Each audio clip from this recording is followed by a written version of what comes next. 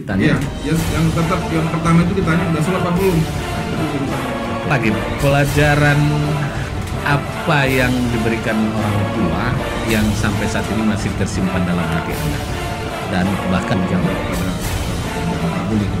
apapun jenis pekerjaannya itu tetap ditanamkan itu. Iya, rasa pertanggungjawaban.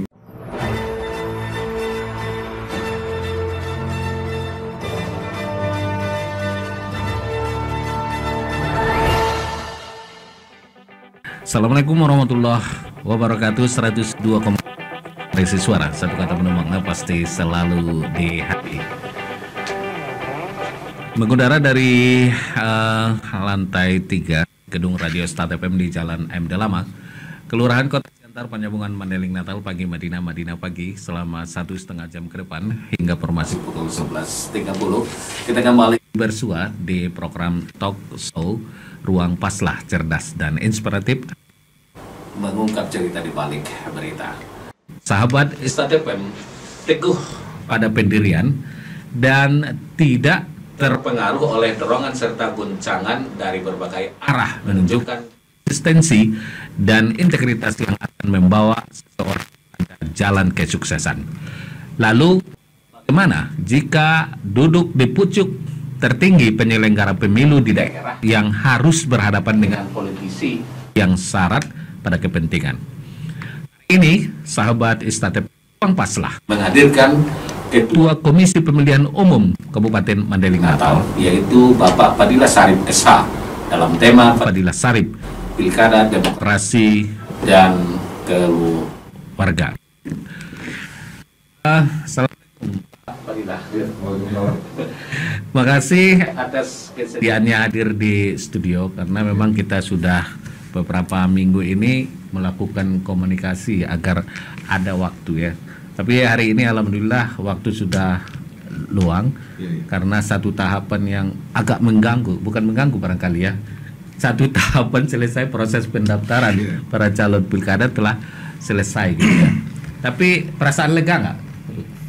Pada prinsipnya lega bang ya, lega dalam artian ya semua proses tahapan kita lalui dengan aman, damai, ada kendala yang berarti gitu. Berarti kita apresiasi dong masyarakat Mandeling Natal ya. Mandeling Natal khususnya Bapak Paslon dan timnya ya. Mudah-mudahan kooperatif ya, semua proses dan mekanisme aturan-aturan yang ada diwajibkan sudah terpenuhi semua gitu.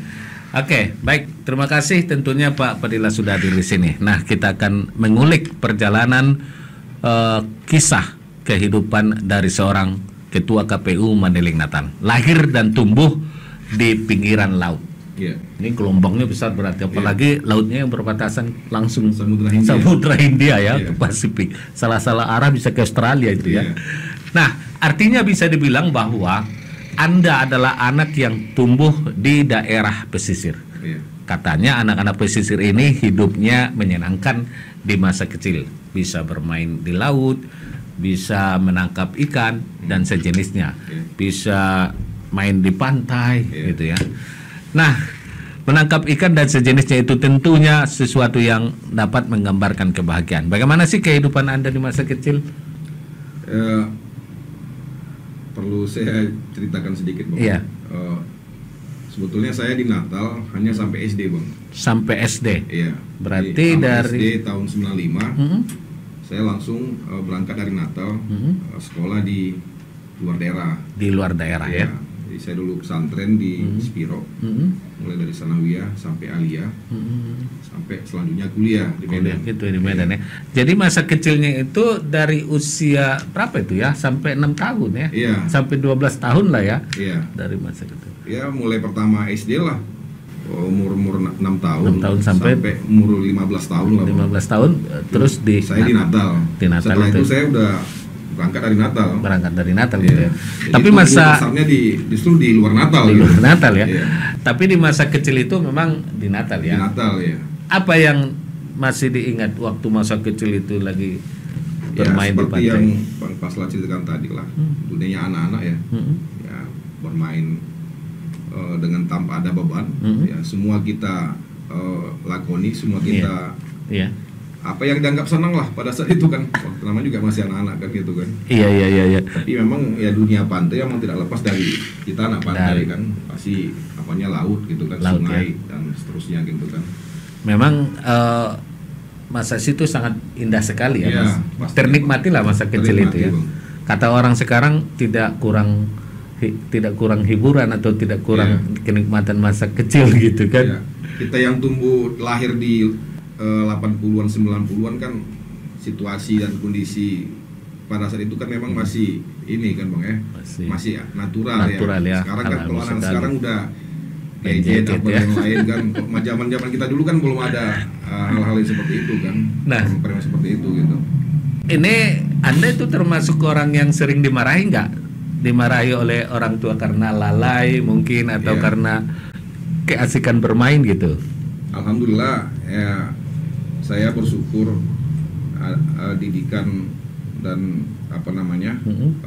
ajaran yang disampaikan orang tua waktu mulai dari kecil sampai justru malah sampai sekarang kita juga masih terus diarahkan, dibina. Khususnya kalau yang kaitannya dengan ibadah sholat kan, itu paling sampai hari ini juga kalau kita sudah terlambat sholat kita pasti dimarahi sama ayah sama sampai gitu. Sekarang ya sama mama gitu ya. Jadi kalaupun berjauhan misalnya kalau ada hubungan komunikasi ditanya yang pertama itu ditanya udah sholat apa belum, nah itu dulu yang ditanya itu ya. Nah, udah sholat apa belum, kalau belum sholat dulu gitu. Nah, berarti kalau orang tua punya pengaruh penting ya dalam kehidupan Anda, berarti yang paling dominan itu ayah atau ibu? Kalau saya ya dua-duanya. Dua-duanya dominan. Iya, dua-duanya. Sekali sehari berapa kali komunikasi itu? Kan orang tua sekarang tinggal di mana? Di Natal. Di Natal ya. Atau sering pulang atau bagaimana? Kalau pulang jarang Bang. Jarang ya. Paling komunikasi lantas sekali 3 hari. Sekali 3 hari.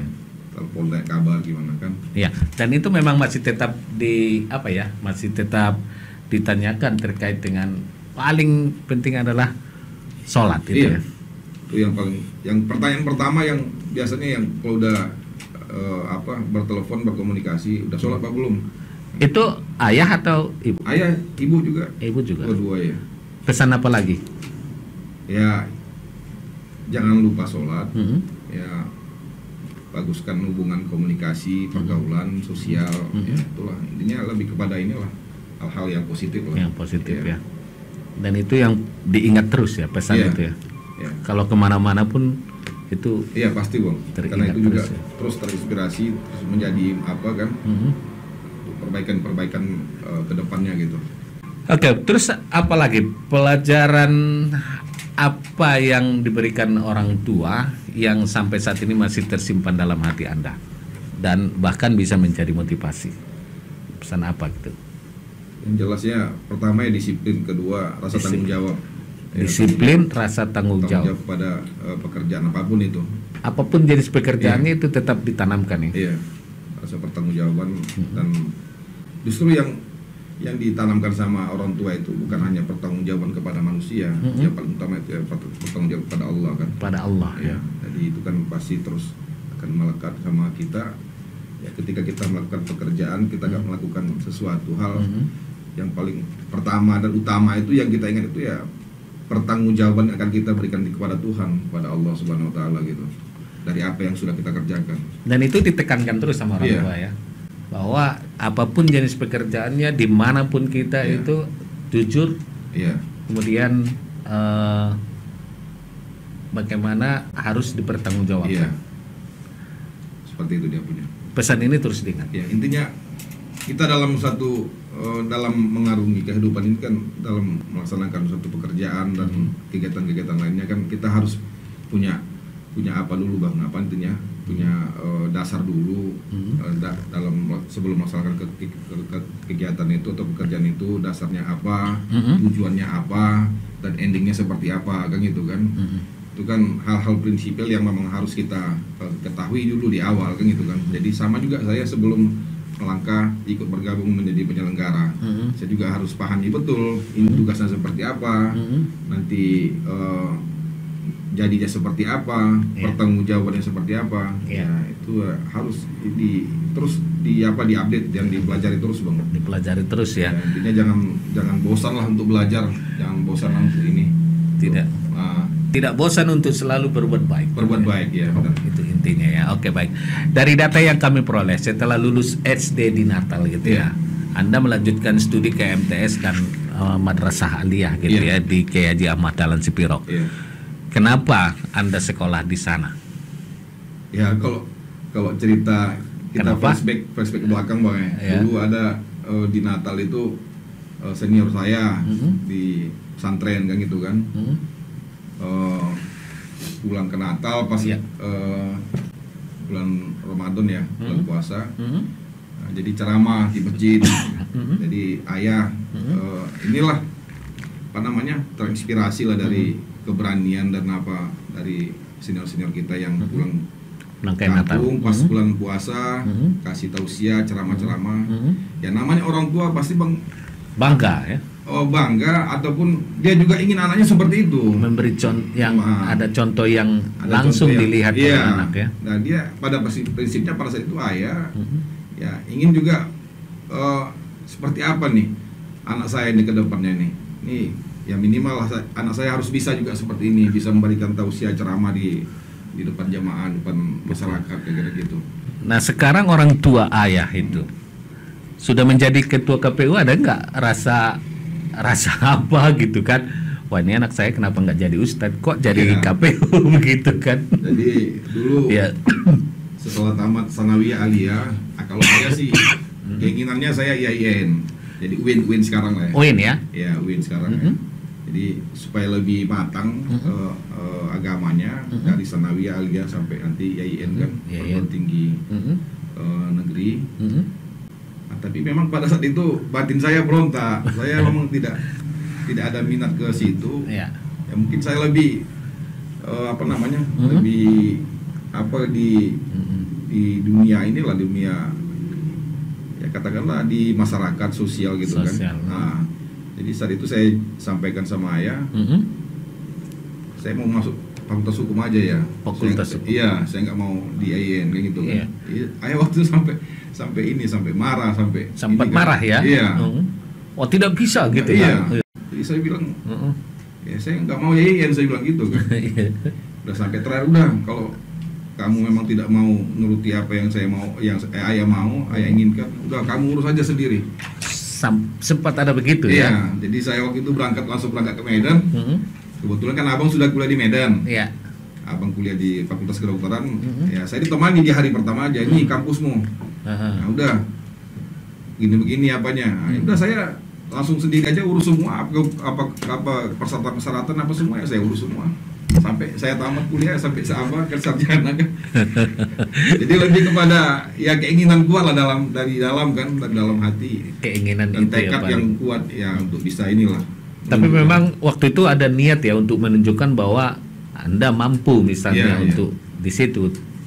Anda nggak merasa bersalah pada saat itu karena tidak menginginkan kehendak orang tua? Seiring berjalannya waktu, saya juga kasih pemahaman, penjelasan sama ayah sama ibu juga kan. Ya mudah-mudahan ayah dan ibu juga terima.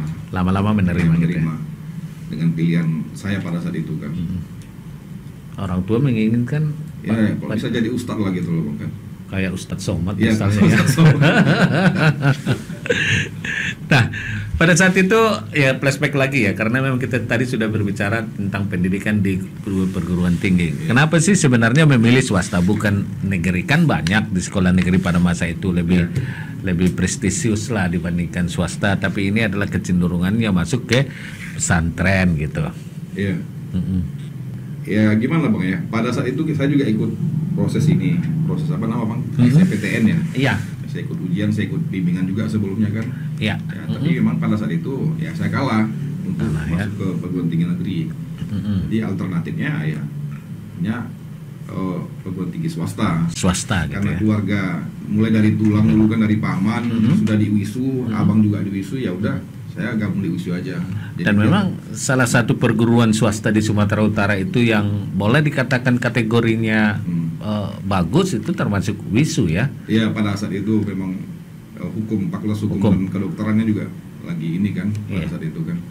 Jadi alhamdulillah saya ikuti semua testing, saya ikuti semua proses apanya, alhamdulillah saya lulus di apa sehingga ikut bisa belajar di kampus WISU gitu.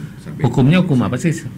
Kalau kami pada saat itu Bang jurusannya ilmu hukum semua. Ilmu hukum secara menyeluruh gitu ya, fakultasnya gitu ya. Iya, pada saat skripsi saya fokusnya lebih ke pidananya gitu. Pidana ya. Karena juga saya dulu risetnya di Polda dulu. Tidak meriset hukum karma gitu ya.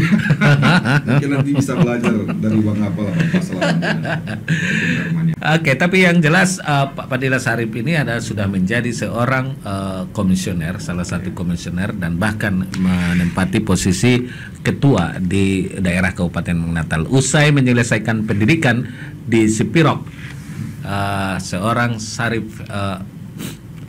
melanjutkan kuliah sampai kemudian terpilih menjadi Ketua KPU Mandailing Natal.